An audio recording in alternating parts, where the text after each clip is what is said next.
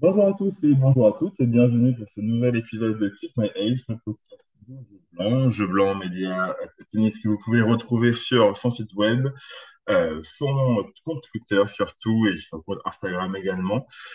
Aujourd'hui, on revient sur cette fin de tournée asiatique, en tout cas avec les gros tournois du Master 1000 de Shanghai et du WTA 1000 de Yuan chez les filles.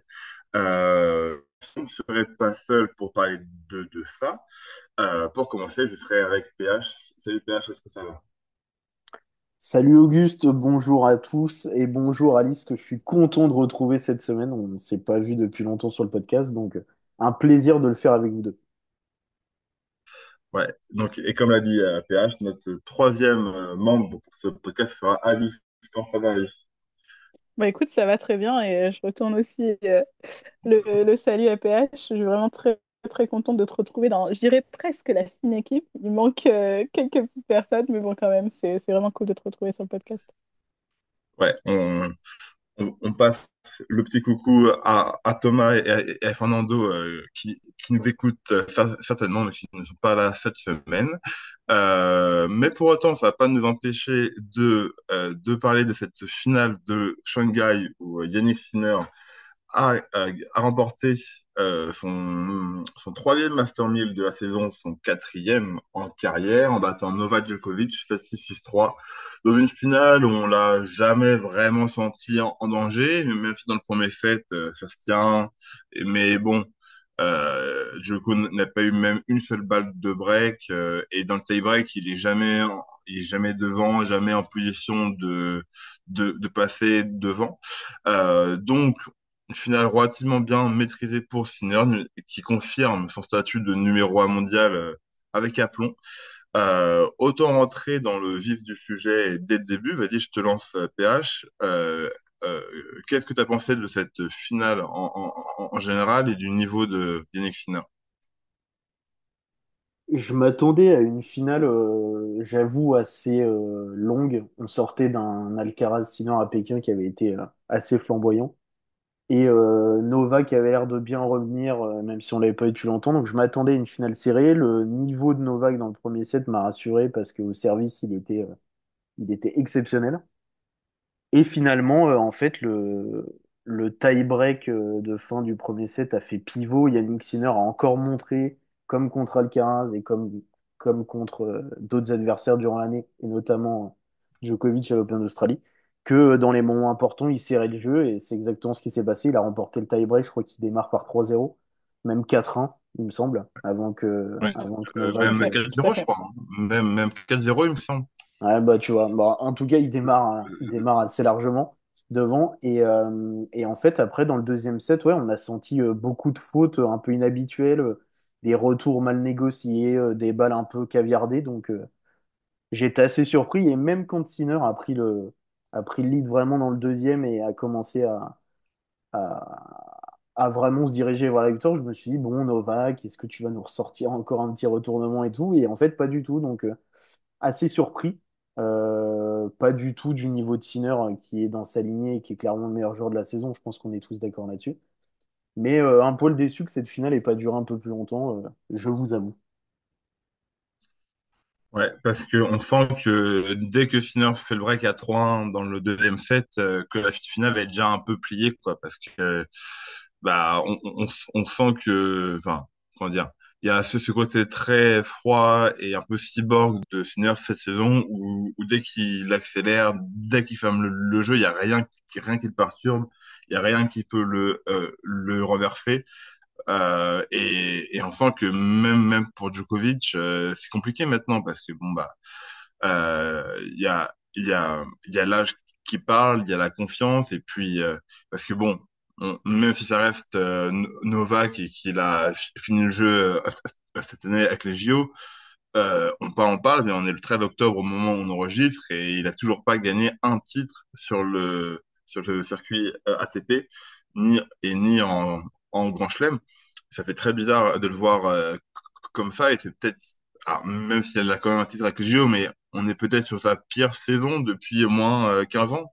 à Djoko, bon, tout est très relatif avec lui, parce que ta pire saison, c'est quand même JO, une finale à Wimbledon et quelques demi en Grand Chelem et en Master 1000, enfin demi et finale en Master 1000. Donc, il y a beaucoup de joueurs qui aimeraient avoir des pires saisons comme ça. Mais à l'échelle de Novak, c'est vrai que ça fait bizarre. Et donc, oui, enfin, Sinner, enfin, Il y personnellement, j'ai a... trouvé très impressionnant. Ouais, Mhm. vas-y.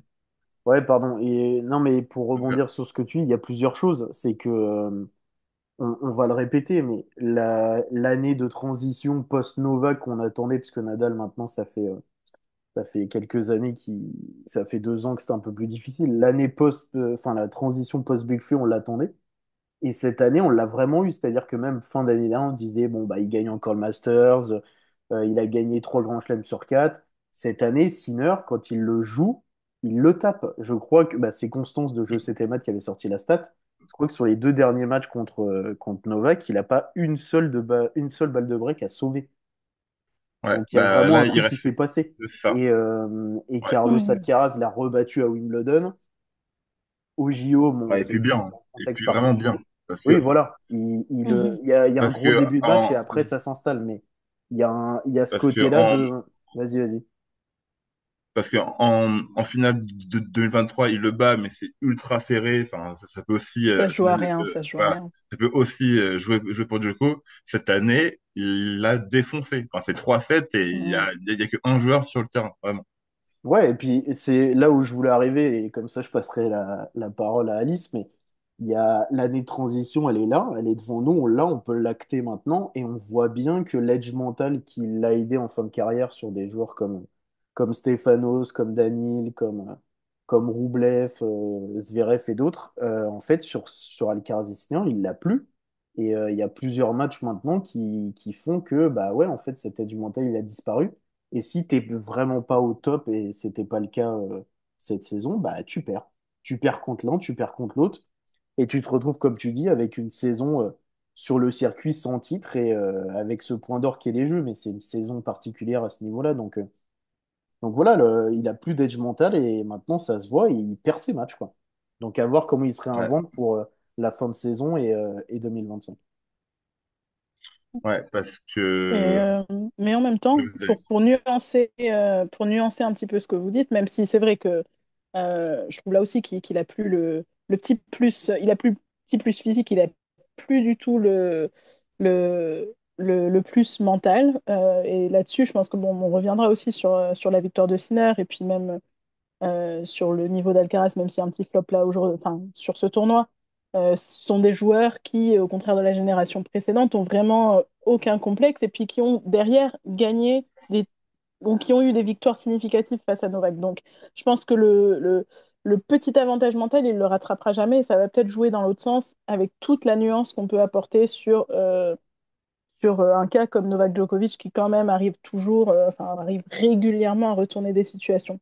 Certes, il n'y a pas de titre, ça c'est vrai, cette année, à part les JO. Alors bon, je dirais quand même que les JO c'est un titre, mais bon, il n'y a pas de titre sur le circuit ATP, mais en même temps, à la race, il est quand même placé. Ce que je trouve extraordinaire à son âge, avec, enfin, oui, bien sûr, il n'y a pas de titre, mais il est quand même toujours placé en finale, ce qui fait que on pouvait se demander il y a quelques semaines, est-ce qu'il sera dans la course au Master, est-ce qu'il ne sera pas là?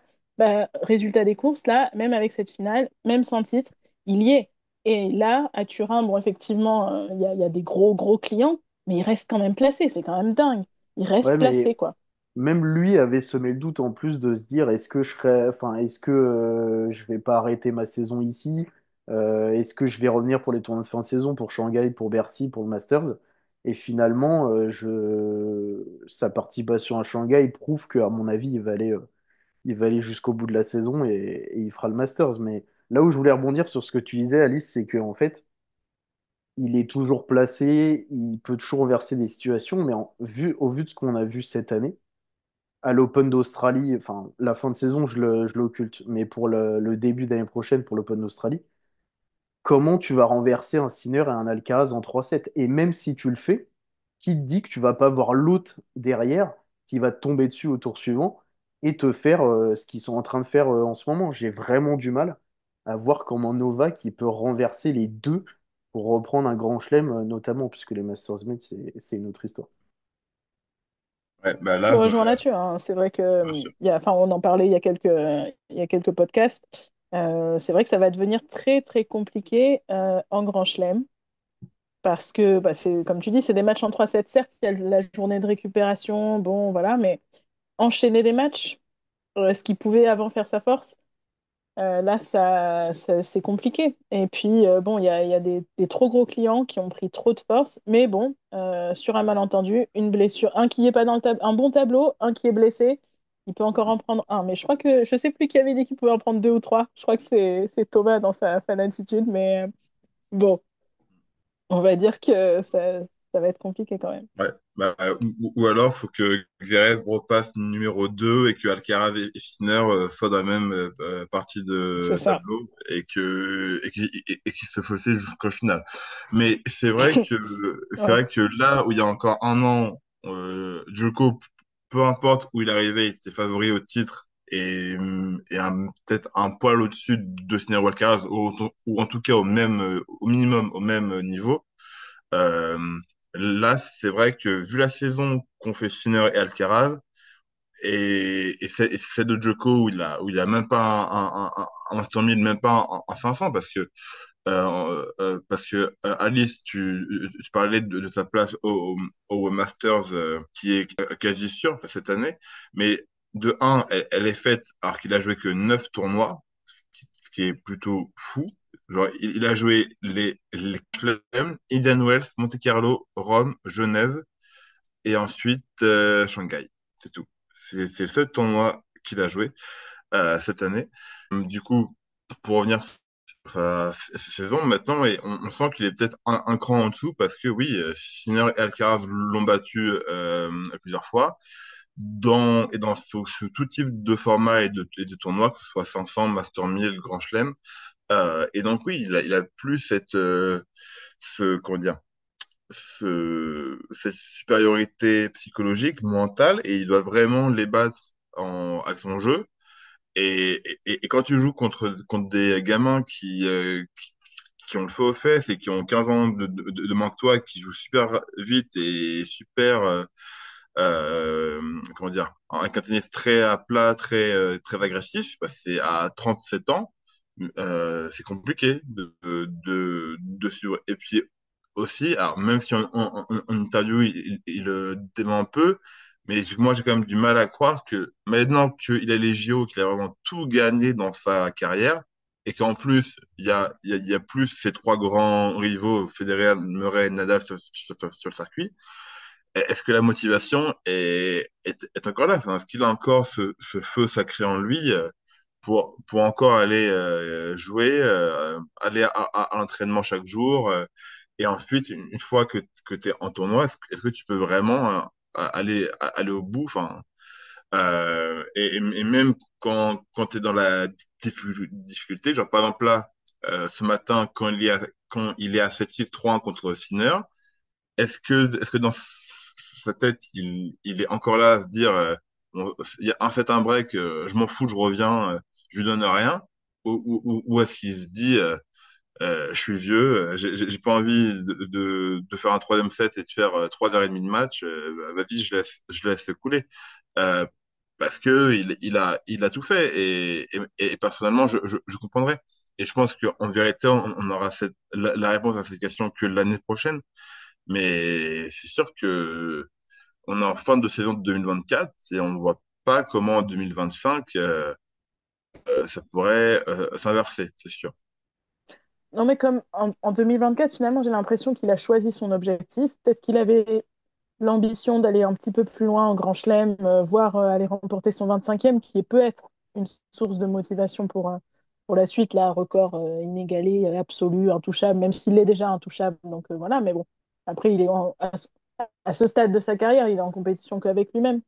Mais est-ce qu'il va pas choisir son objectif l'an prochain? De toute façon, il doit rien à personne et personne ne lui doit rien.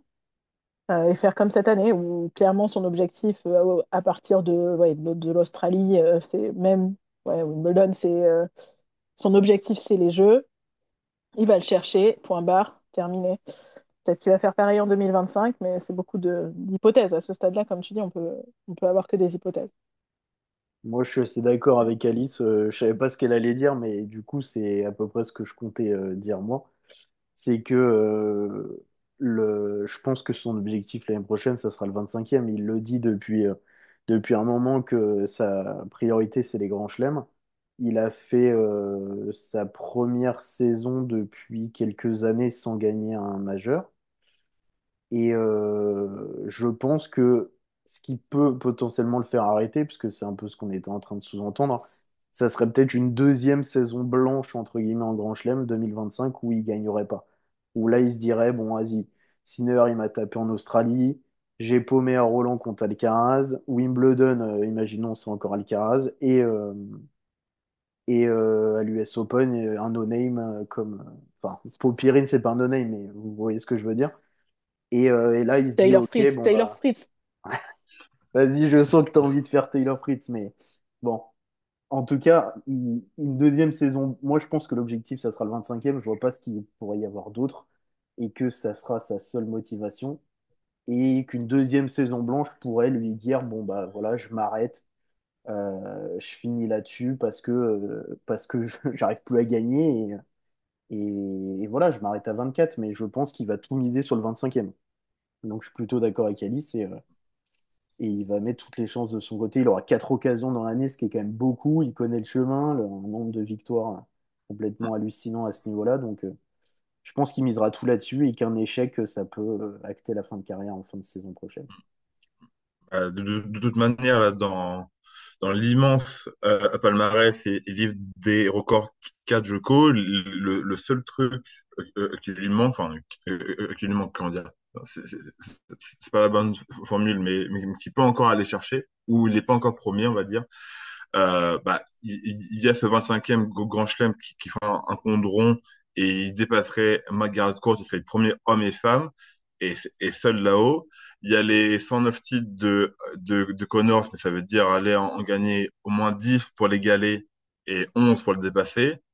Et le nombre de wins total, où c'est Connors aussi qui est premier, il me semble, avec 1200 et quelques victoires, 1274. Là, j'ai le chiffre sous les yeux.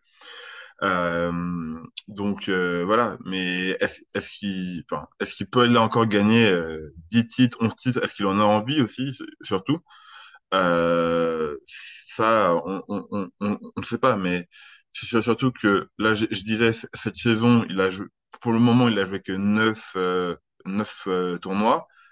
Là, bon, je pense qu'il ira jouer au Masters, je pense que c'est à peu près sûr. Ça fait 10. Bercy, on est encore en interrogation.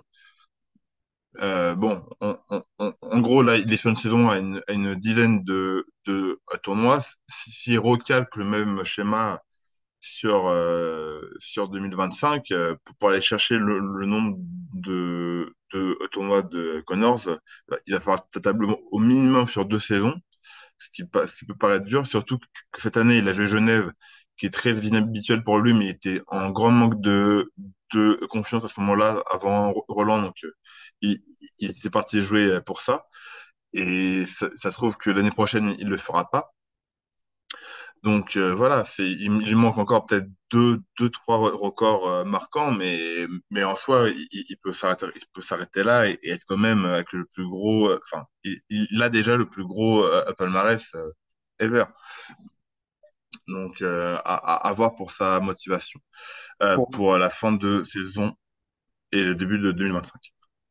Je Vas-y, voulais PH. juste ouais, conclure, comme ça on passera à la partie suivante, mais je pense vraiment que Moi, je suis d'accord sur tout ce que tu as dit. Je pense juste que le record de Connors, pour moi, il l'a pas du tout en tête jusqu'à ce qu'il s'en approche. C'est-à-dire que si il fait une grosse saison là, l'année prochaine et qu'il arrive à 104, 105 titres, donc ça voudrait dire qu'il en gagne 5-6, manifestement. Si je dis pas de... Ouais, c'est ça, il a 99. Pour moi, ça sera pas un objectif parce que s'il se fait taper en Grand Chelem, quand Masters 1000, il vient déjà pas à tous, et en 500, on sait que Sinner et Alcaraz, ils aiment bien les jouer aussi. En fait, je le vois pas dire ok, bon, bah, je pourrais plus gagner le 25e Grand Chelem, mais je vais faire plein de petits 250 pour les taper Connors. Pour moi, c'est pas une sortie qui serait digne de sa carrière. Donc, à part s'il fait une grosse saison et qu'il s'en approche, pour moi, le record de Connors, il n'est pas du tout dans sa tête, même si c'est un record important qu'il pourra avoir, mais pour moi, c'est pas du tout, ça rentrera pas du tout en ligne de compte à ce niveau-là. Ah bah, peut-être, hein, enfin, je disais juste les encore petits records majeurs que n'est pas premier. Mais après, oui, ça se trouve, c'est pas du tout dans son esprit. Et de toute façon, lui, on sait que depuis le début de sa carrière, il tape plus sur la qualité de ses trophées que sur la quantité. Oui, Même c'est ça, s'il en a beaucoup, hein, exactement. il en a 99, mais sur les 99, il a 20 24 grands chelems, 40, 40 Master 1000, donc ça nous fait déjà 65. On est à 7 Masters, donc on est à 72. Il y Ça a très fait, peu de petits enfin, teams quand même. Très peu. c'est ça, c'est que C'est pour ça que ça n'a pas de sens 72, qu'ils finissent comme ça. ouais, c'est ça, c'est que 73% des titres qu'il a gagnés, c'est des énormes titres. C'est des grands chelems, Masters ou Master 1000. C'est immense euh, pour, euh, pour n'importe quel joueur. Enfin, c'est aberrant. Sinon, juste avant qu'on passe à Yuan chez les femmes, je vais quand même citer quelques petits chiffres pour le vainqueur du jour, Sinner. Donc, Sinner, en 2024, on est à 2 grands chelems, 3 Master 1000, 2 500. On est numéro un mondial depuis juin, il me semble, enfin depuis mi-juin. On est à 92% de victoires cette saison, 65 victoires pour 6 défaites. On est du coup numéro un mondial avec 4800 points d'avance sur Alcaraz au classement mondial à l'ATP parce que à la race, il n'a entre guillemets que 3620 points, hein, rien du tout. Enfin, et ce qui est fou, c'est que quand je regarde le classement à la race, il a le double de points qu'il faut pour passer le cut pour le Masters. C'est n'importe quoi. Cette saison, C'est fou, cette complètement saison, fou. Sinner, c'est au niveau stats, au niveau chiffres, enfin, c'est phénoménal. Enfin, c'est sur mon niveau Big Tree Prime parce que prendre la moitié des Master 1000, prendre le tiers, enfin, pardon, la moitié des grands chelems, pardon, le tiers des Master 1000, être numéro un mondial et le confirmer, c'est fort, c'est très très fort. Si vous avez rien d'autre à ajouter sur Sinner ni Djokovic, on va passer chez les femmes où à Yuan, Sabalenka est restée de sa grande forme du moment et a gagné son deuxième WTA 1000 de la saison après Cincinnati en battant Kim Wenzheng 6-3, 5-7, 6-3. Pour la première fois de leur head-to-head, Sabalenka a concédé un set contre Zheng là, pour le quatrième match de leur histoire. Euh, Parce que cette année, Sabalenka et Zheng s'étaient joués à l'Open, enfin finale de l'Open d'Australie en quart de l'US et à chaque fois Sabalenka avait gagné très facilement. Et ce matin, c'était un peu plus dur où alors, malgré que Sabalenka mène 6-3, 2-1 avec le break, on se dit bon, on repart pour une petite branlée habituelle. Et au final, Zheng, alors, sûrement le fait de jouer chez elle et que le public pousse pour elle, mais elle nous a fait un deuxième set, qui Wenzheng de grande qualité et qui a mis vraiment plus que le doute chez Sabalenka, qui a eu du mal à les conclure même dans la troisième manche. Il lui a fallu plusieurs occasions. Vas-y, je te lance Alice. Euh, Est-ce que tu as un mot, voire plus, pour cette finale entre Sabalenka et Zheng à Yuan? Je l'ai trouvée assez intéressante. Bon, c'est vrai que j'avais, je pensais Sabalenka favorite, même si Tiwanjan avait l'avantage maison, entre guillemets. Je pense pas que ça allait trop jouer dans la tête de Sabalenka. Euh, c'est vrai que le deuxième set, j'ai vraiment apprécié parce qu'effectivement, là, on sentait qu'il y avait peut-être un petit peu plus de rébellion, un peu plus de combat des deux côtés. Sabalenka qui était un petit peu plus hésitante. Mais en même temps, la saison de Sabalenka, quand elle est lancée, est tellement folle que là, je me dis, enfin, c'était vraiment, ouais, enfin, c'est un règne sans partage. On a l'impression qu'elle est, qu'elle est imbattable. J'ai du mal à voir qui va lui poser problème à Riyad. vraiment. Et c'est impressionnant ce qu'elle est capable de donner là sur ce match. Et oui, bon, Zheng a fait ce qu'elle a pu, mais encore une fois, j'ai l'impression qu'elle a plus profité des erreurs de Sabalenka que dominer vraiment le match. Donc voilà, pour moi, Sabalenka a été incroyable. Et voilà, enfin, comme depuis, depuis plusieurs tournois déjà. Ah bah, bien sûr, parce que là, depuis Cincinnati, Sabalenka, elle est à 20 victoires pour 21 matchs. Il n'y a que Gauff qui l'a battu à Pékin la semaine dernière. Parce que du coup, elle gagne Cincinnati, elle gagne l'US Open, elle perd, pardon, à Pékin. Ah, c'est pas Gauff, pardon, c'est Mukrova. Excusez-moi. Et Gauff bat Mukrova derrière. Je me suis juste trompé sur ça. Donc, elle perd contre Mukrova en quart à Pékin et elle gagne Yuan. Donc là, elle est à 3 titres en 4 tournois, 20 victoires pour 21 défaites.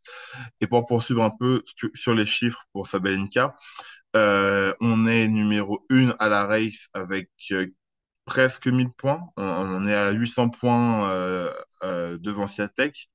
Swiatek qui n'a plus joué, il me semble, depuis l'US Open, qui là est en grande pause, est un peu en reconstruction mentale.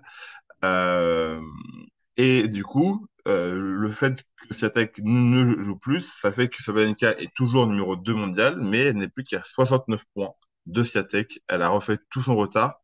Euh, et donc, il y a un monde très probable et très sérieux où Sabalenka finit l'année numéro 1 mondiale. Surtout si elle joue encore quelques 250 ou 500 et que Swiatek non. Et dans le pire des cas, si Sabalenka fait un meilleur parcours au Masters que Swiatek, elle prendra des points, surtout que Swiatek est tenant du titre au Masters et que du coup, pour assurer sa place de numéro 1, il va falloir qu'elle aille au bout pour pas perdre de points au minimum. Voilà. Sinon, PH, je vais te laisser t'exprimer aussi, bien sûr, sur cette finale entre Sabalenka et Zheng à, à Yuan. Qu'est-ce que tu en as pensé? Est-ce que tu rejoins Alice et tu trouves que Zheng a gagné un set que grâce aux erreurs de Sabalenka ou tu as trouvé quand même que Zheng enfin, avait aussi fait ses points à elle? J'ai pas eu l'occasion beaucoup de la voir jouer cette année, mais c'est vrai qu'entre la joueuse et le match que j'ai vu à l'Open d'Australie et ce match-là, il y avait quand même une différence. Il y a eu le titre olympique entre-temps. Moi, je mets de la bonne volonté quand je regarde le tennis féminin, mais j'avoue qu'il y a un peu de frustration qui se dégage de ces matchs et de ces finales. Et je pense que le paroxysme, c'était le Gauff Zabalenka hier, où je vois pas comment elle perd ce match. Et là, il y a ce côté où Zheng, elle est archi dominée dans le premier set. Zabalenka, elle arrive à rentrer dans le court, à mettre en action son bras bionique qui envoie des, des, des pralines dans tous les sens. Et d'un coup, tu sais pas pourquoi, elle commence à se mettre la pression. Goff, c'est un peu la même chose. Et elle commence à balbutier des points importants où, par exemple, elle monte au filet et elle t'envoie la balle dans le filet alors qu'elle a 1 mètre. Tu te dis, mais c'est pas possible. Donc, et puis, le match se rééquilibre. Comme dit Alice, dans le deuxième set, ça devient intéressant parce que Zheng se remet dedans, le public pousse un peu. Tu sens que Zabalenka, elle est un peu prise par l'enjeu alors que euh, de prime abord, en tout cas dans le premier set, c'est pas ce qu'elle dégage. Et dans le troisième set, ça y est, ça repart dans l'autre sens. Et d'un coup, Zheng, elle remet toutes les balles dehors. Zabalenka se remet dans le court et tu te dis, mais je comprends rien à ce match, ça m'énerve. Mais là où on peut leur donner du crédit, c'est qu'il y a eu un vrai suspense tout du long. Et ce côté des fois où tu es à la limite de techniquement, c'est vraiment pas bon et il y a un suspense, et bah, tu te dis, bon, bah, en fait, peut-être que Zheng, elle va repartir avec la victoire. Donc ça a été un beau match au niveau du suspense, mais c'est vrai que je reste toujours sur ma faim avec ce genre de match. Mais Zabalenka, elle a fait ce qu'il fallait et c'était une meilleure joueuse aujourd'hui, clairement. Donc oui, à la question que tu posais, oui, Zheng, elle est revenue dans le match parce que Zabalenka a commencé à balbutier et faire des erreurs, mais elle aussi a retrouvé de l'allant, de la longueur et a profité. Et ça, c'est une force pour moi de profiter des erreurs de l'adversaire. Ah bah, bien sûr. Enfin, moi, j'ai presque envie de dire que c'est la base du tennis, hein, de profiter de ça et de juste remettre la balle une fois de plus dans le court pour pousser l'autre à la faute. Mais Après, la oui, question, oui. pardon, excuse-moi. Après, la question que Non, j'ai envie de vous poser, c'est que si Zabalenka ne baisse pas, entre guillemets, d'un coup de niveau et reste sur ses forces, est-ce que Zheng, même en jouant un peu mieux, arrive à renverser et prendre le deuxième set? Je suis pas sûr. Et donc là, je pense pas non plus. Non, je pense voilà. pas. Donc du coup, il y a quand même ce facteur pression pour Zabalenka qui a quand même fait tourner le match et qui ne peut pas être mis seulement au crédit de Zheng, même si elle a su saisir sa chance. Oui, mais surtout ce qu'on voit en fait dès le départ dans ce match, c'est que dès le début, enfin je sais plus en combien de temps elle remporte la première manche, Sabalenka, je crois que c'est moins de 40 minutes, enfin c'est quelque chose de très rapide. Et après finalement, Jeng, elle n'a pas d'autre choix que d'essayer de s'accrocher. Et c'est vrai que bon, elle a aussi le public qui la pousse, mais cette pression que dès le départ, Sabalenka arrive à mettre en réussissant son début de match, c'est fatal. Et, euh, et en face, bon bah c'est vrai elle a déjà un niveau de jeu supérieur à son adversaire, et si en plus, derrière, dès le premier set, c'est plié en si peu de temps, on sait qu'après, Sabalenka, elle peut avoir le physique pour tenir un troisième set comme elle l'a montré là. Donc pour moi, enfin, c'est pas que ça s'est presque joué dès le premier set, et je comprends que tu puisses trouver ça frustrant, PH, mais bon, c'est à partir de ce moment-là, ça reste du beau tennis dans le deuxième parce que bah, Zheng n'a plus rien à perdre. Mais pour moi, Sabalenka, elle gagne le match dès le premier set. Oh, C'est parce en fait, je me dis, c'est pour ça que je te disais que c'était frustrant, parce que je suis d'accord avec toi, dans des environnements hostiles, elle arrive à direct se mettre dedans. Elle joue quand même une Chinoise qui est en pleine bourre cette saison, enfin en tout cas qui confirme les promesses qu'on a placées en elle et qui la joue en finale d'un mille chez elle. Mais j'ai jamais l'impression que dans ce genre de match, ça soit le niveau de l'adversaire qui fait que le match se rééquilibre. C'est plus celle qui menait, qui baisse de régime. Et il n'y a pas ce truc de bah non, l'autre en fait re-step up aussi. Et du coup, ça fait un combat entre deux. J'ai plus l'impression qu'on arrive dans un moment où Zabalenka elle essaye de pas prendre trop de balles en bout de course pour envoyer des balles 15 mètres derrière la ligne. Et Zeng, elle essaye de plus faire de foot et de remettre la balle. Il n'y a plus vraiment ce truc de on va bien jouer ensemble en même temps, en tout cas pas sur des longues séquences. C'est pour ça que je disais que c'était un peu frustrant parfois, mais voilà. C'était juste pour faire un aparté. ouais. Bon, moi, je trouve quand même que Sabalenka, elle gagne pas le match dès la fin du premier set parce que bon, elle a quand même mis du temps pour aller au bout parce que enfin, même dans le troisième set, hein, elle a plusieurs occasions pour finir plus vite et au final, parce qu'elle sert à 5-2, elle se fait des breaks blancs.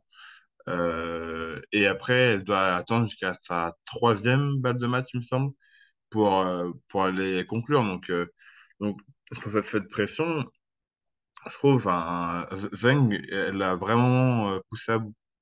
Je trouve, bon, après, il y a la force des choses qui fait que Sabalenka, ça reste trop solide et que elle peut aller au bout, mais en soi, Zheng a peut-être pu faire l'exploit à quelques points près, quoi, si ça s'était mieux passé pour elle, mais bon, c'est comme ça.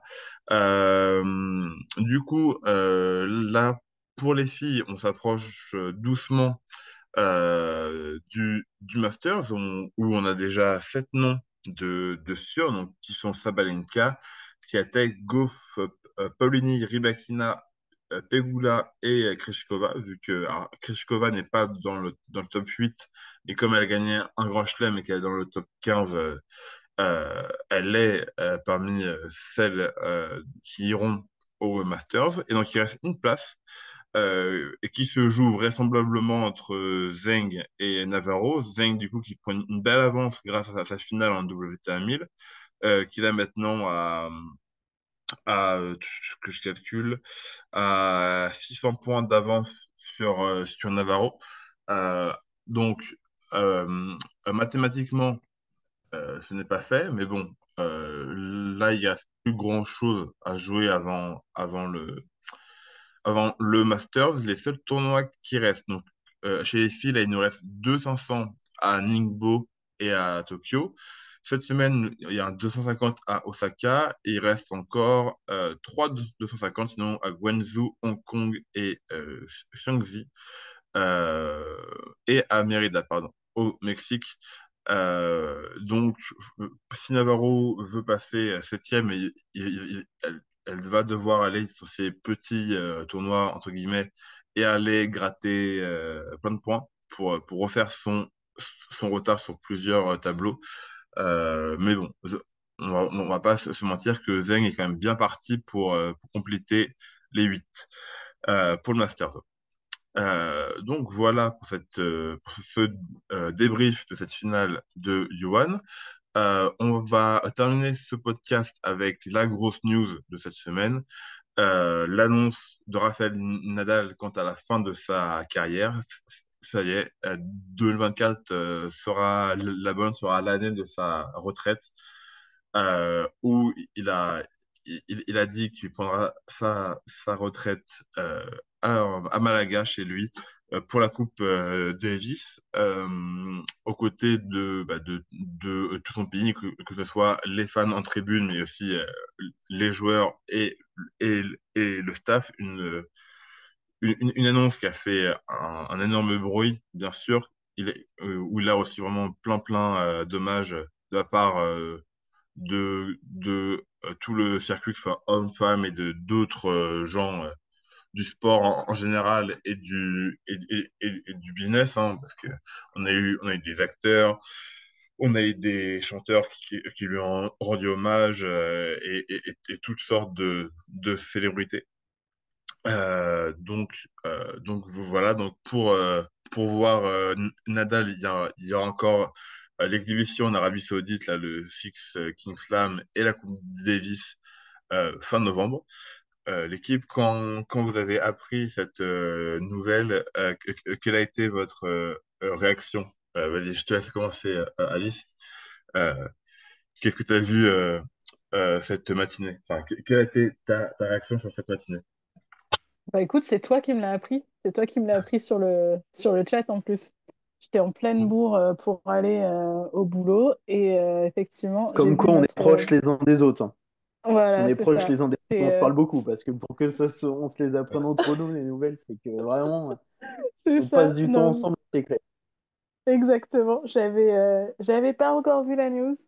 C'était un de ces matins, tu sais, où t'es en speed, tout passe et tout. Et puis là, je me dis une nouvelle importante, le chat s'agite. Et voilà, voilà. Donc, c'est sûr que c'était un petit, j'ai envie de dire un petit choc. Oui, parce que on l'attendait pas forcément pour ce moment-là, même si honnêtement, au moment où il y a l'annonce de l'équipe d'Espagne en Coupe Davis, je me dis, ah, quand même, il y a peut-être, voilà, s'il devait prendre sa retraite à un moment donné, effectivement, la prendre en Espagne, sachant que l'Espagne est dans les phases finales, ça paraît un bon moment. Mais comme il ne l'annonce pas non plus à ce moment-là, au moment où il est sélectionné en équipe d'Espagne, je me dis, bon, il y a peut-être un petit sursis, mais quel sursis, bon, sachant qu'il a fait ses adieux à Rome, à Madrid, bon, voilà, voilà.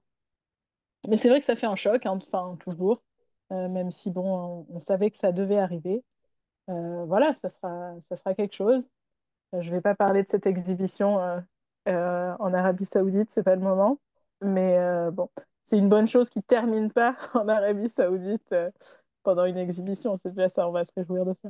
Au moins là, son pays et ses fans vont pouvoir lui dire le au revoir qui se doit en plus de Madrid, quoi. Oui, parce que je trouve que même si ça fait allez 2 ans qu'il est, enfin depuis en soi Wimbledon 2022 où il est plus vraiment au niveau euh, et qu'on a eu un peu le temps de se dire que cette fois-ci c'était vraiment la fin. Euh, cette annonce elle a quand même fait un choc parce que il a quand même, même si je dis pas qu'il a fait 50 tournois et 70 matchs cette saison, mais il a quand même fait une saison avec un semblant de normalité. Enfin, il a commencé une tournée en Australie, puis il a fait quelques Masters 1000 sur terre battue, Roland. enfin, ce qu'on voyait normalement chez Nadal chaque saison. Euh, et là, le voir prendre sa retraite comme ça, alors, personnellement, c'est la première chose sur quoi je suis tombé en me levant ce matin-là, où, où j'ai tout de suite vu la grande une de l'équipe Adios Rafa. Et je me dis, ah, ok, c'est le moment et ça réveille bien. C'est un réveil tout en douceur. Et, Ok. euh, et donc, ouais, moi, je m'attendais pas à ce qu'il il le fasse maintenant, enfin, alors que la saison n'est pas finie. Je pensais qu'il allait le faire soit entre les deux saisons, enfin, à l'intersaison entre la fin de 2024 et début de 2025, ou alors qu'il allait pousser jusqu'à Roland pour prendre sa retraite dans sa deuxième maison. Mais au final, non, il apprend chez lui pendant la Coupe Davis en représentant son pays, un peu là où où tout a commencé chez les pros pour lui aussi. Donc en soi, ça fait une belle boucle. Euh, et au final, je trouve que c'est une sortie qui certes n'est pas grandiose. Enfin, on pourra toujours trouver une meilleure sortie, mais ça reste une sortie très correcte. Et en tout cas, passable et un minimum à la hauteur de sa légende. PH, je sais que toi, t'es pas vraiment de cet avis-là, donc vas-y, je te laisse nous dire un peu ton ressenti là-dessus. Mais je vais pas être original par rapport à ce que vous avez dit, mais moi aussi, je m'attendais pas forcément à ce que ça tombe comme ça. J'étais surpris du timing parce que en fait, ça fait des mois, comme la plupart d'entre nous, que je m'attendais à ce que ça tombe.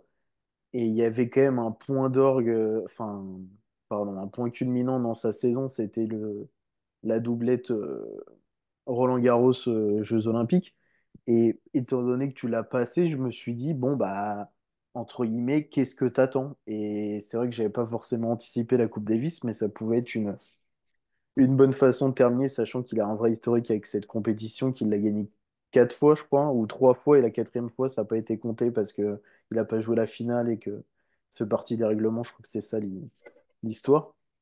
Mais non, mais j'ai pas envie de casser l'ambiance, mais cette retraite, pour moi, elle arrive beaucoup trop tard. Je comprends de par son personnage qu'il voulait vraiment se donner les chances de revenir vraiment coûte que coûte.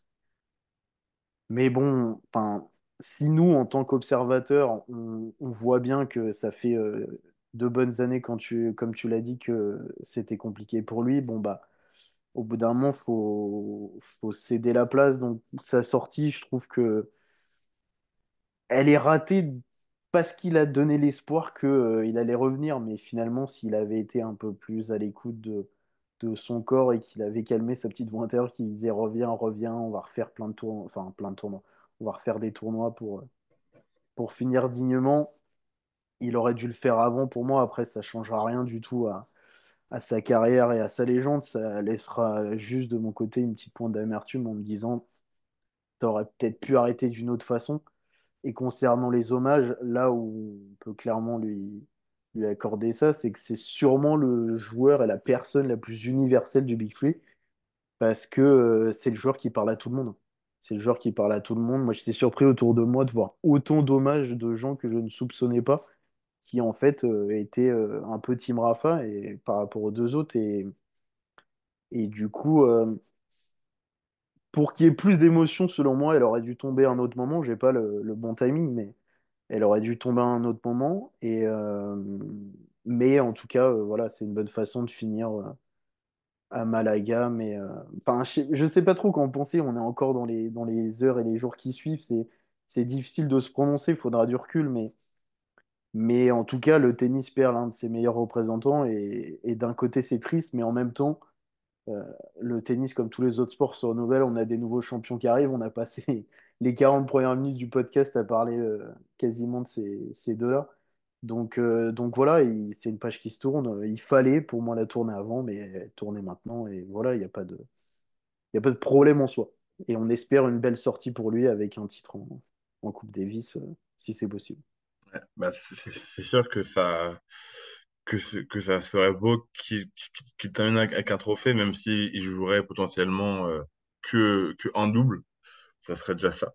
Et de toute manière, c'est peut-être le max qu'il peut donner à haut Il faut niveau espérer, hein. en ce moment. Enfin, en tout cas, je vois pas jouer deux simples, pardon, sur la semaine. Surtout pas. Bon, on verra bien ce qu'il advienne. Bien sûr que ça serait beau qu'il termine avec un titre. Et de toute manière, vu toute l'émotion et comment dire, et le sacre, enfin, et la, comment dire, et le départ de la légende qui va voir en Espagne, je pense que toute son équipe va jouer aussi à 300%, comme si chaque match était une finale de Grand Chelem pour lui, quoi, euh, pour qu'il parte avec les honneurs.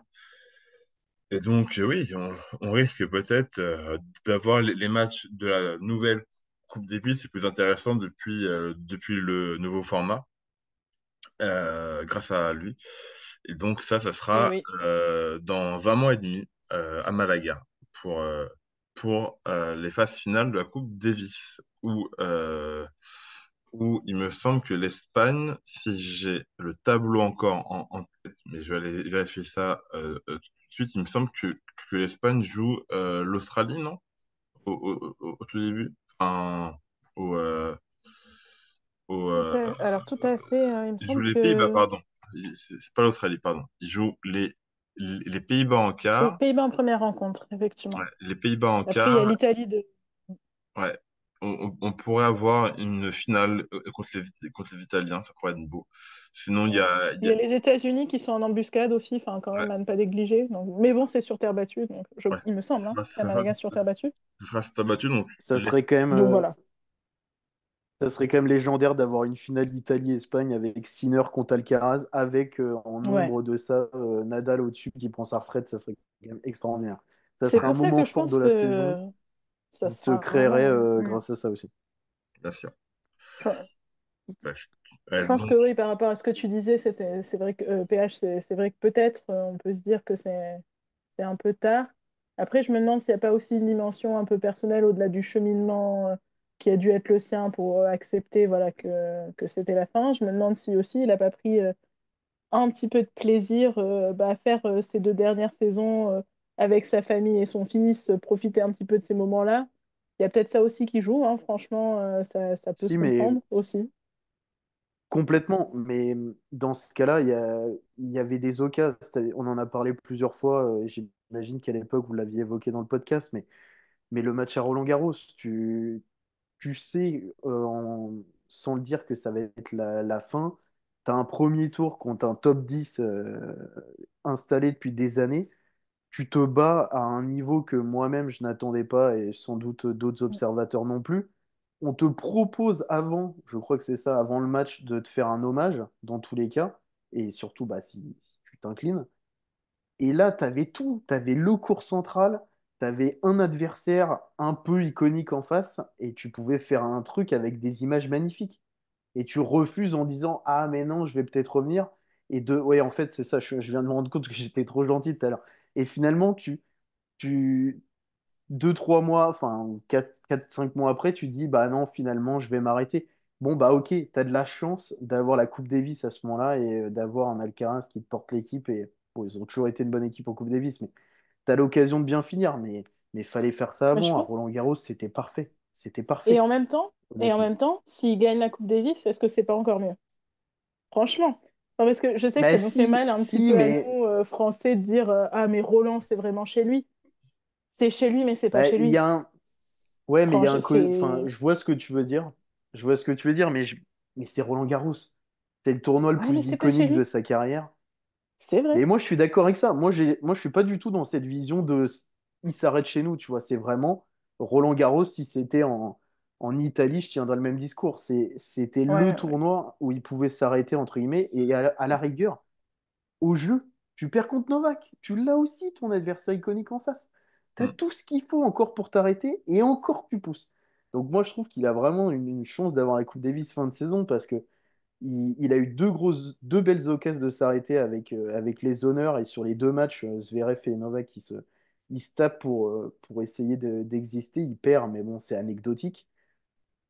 Mais heureusement qu'il y a la Coupe Davis parce que purée, sinon ça peut être vraiment Et moche la fin, alors que ça aurait pu ne pas l'être. c'est Bah, vrai, mais quand on pense aux retraites, par exemple celle de Federer qui fait la Laver Cup, bon, c'est super, c'est son tournoi, voilà, mais bon, Non, mais c'est pareil, hein. on était C'est pareil, hein. beaucoup à dire que ça n'avait pas beaucoup de sens. Là, franchement, je Non, trouve que clairement. c'est quand même plus réussi dans le sens où il est chez lui. Bon, Federer n'a pas la chance d'avoir un tournoi chez lui, un tournoi du Grand Chelem ou mais il a un Bâle gros tournoi. et Genève, quoi. À Bâle.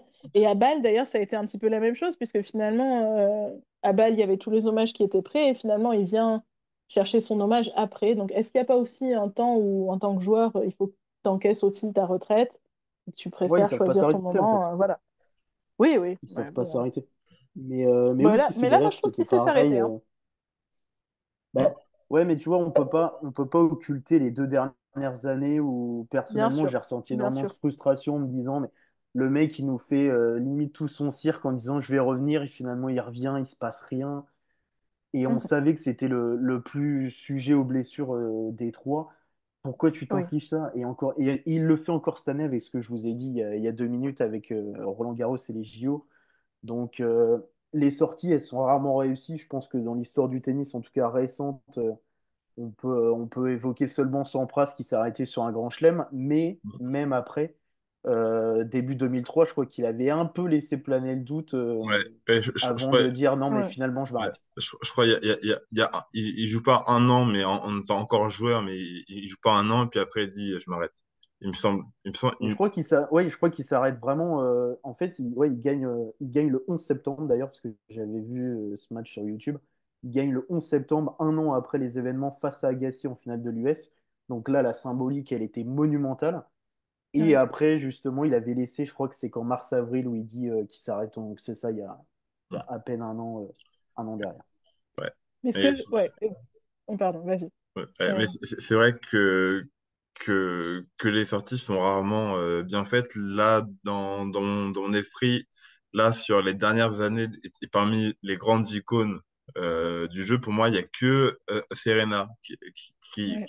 Mhm. qui est vraiment sortie par la grande porte chez elle en ayant été au troisième tour de l'US Open et qui s'est battu jusqu'au bout et qui avait forcé Tomljanovic à aller à sa sixième ou septième balle de match dans le troisième set et enfin vraiment un match à Serena Williams quoi.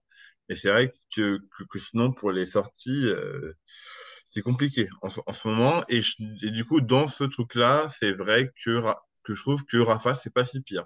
Je il y aurait pu avoir bien pire, je trouve, pour Rafa.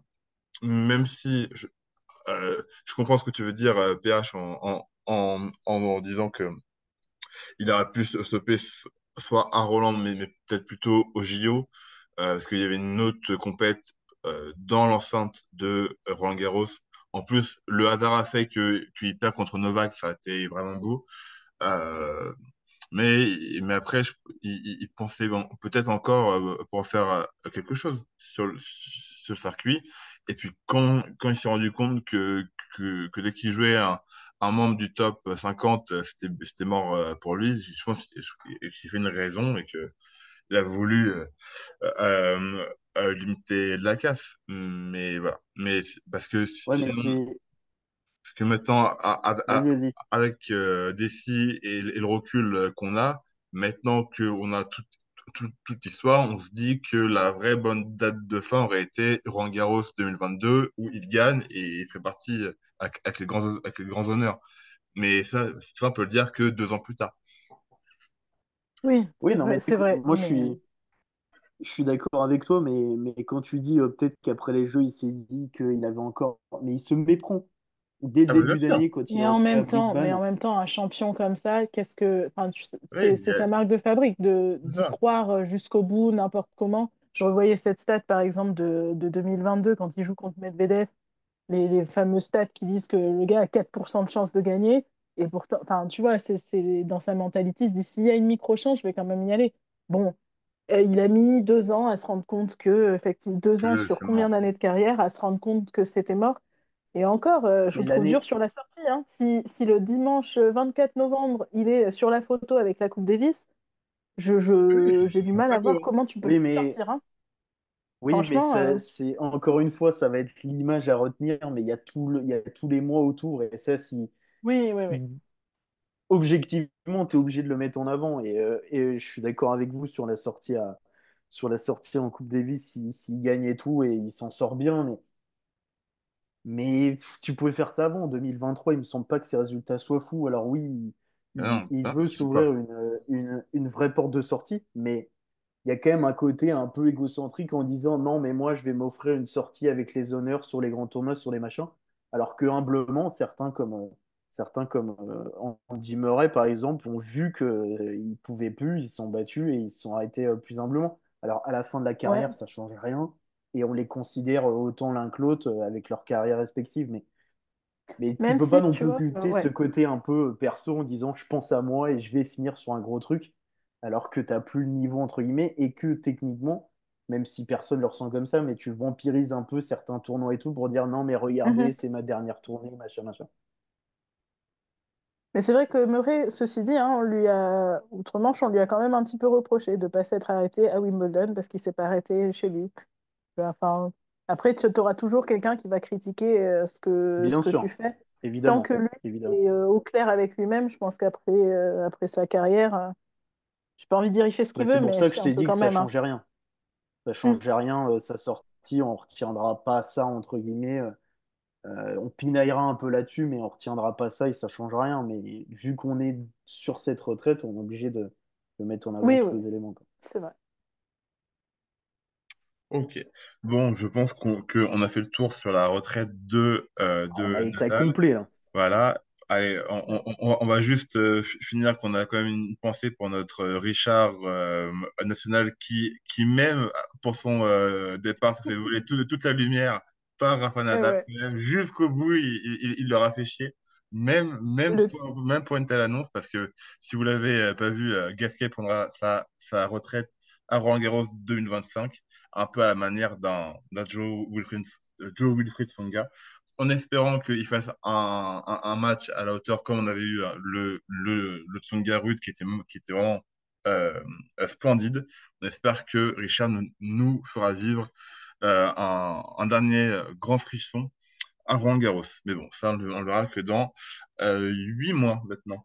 Voilà, Bon, voilà. peut-être qu'on le verra effectivement, parce que une des belles choses peut-être de la retraite de Nadal, c'est que enfin, peut-être, la billetterie sera un petit peu plus accessible pour tout le monde, puisque ces 2 dernières années, à chaque fois, on a l'impression que c'est la dernière année de Nadal, donc de toute façon, tout est pris. Là, peut-être certains d'entre nous auront la chance d'aller à Roland une autre fois, parce qu'il y aura il y aura plus cette ferveur sur les billets, sauf pour la retraite de Richard Gasquet. Ouais. Qui, euh, qui normalement devrait avoir lieu en première semaine. Euh, Sauf si il nous fait le run de sa carrière. Mais bon, on verra. Ce serait beau. On n'y croit pas du tout. On n'y croit pas, mais ça serait beau. Voilà comment on termine un beau podcast.